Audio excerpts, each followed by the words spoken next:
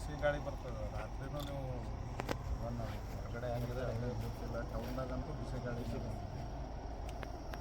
Normally ಗಾಳಿ ಬರಲ್ಲ ಅಂತ ವಿಂಡೋ ಓಪನ್ ಮಾಡೋದು ವಿಂಡೋ ಹೆಚ್ಚಾಗ್ಯದ. ನೋಡತ್ರಿ ಇಲ್ಲಿ ಬಿಸಿಲು ಹೆಂಗೆ ಸಹಿತನ ಬೆವರು ಬಿಡ್ತಾ ಇದೆ ಸರ್.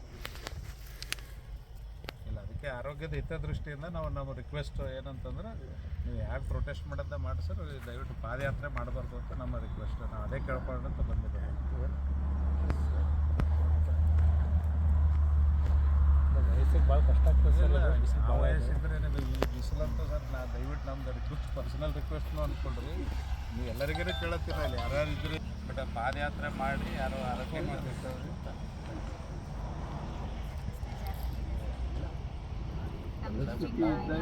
ಮಾಡಿರಿ.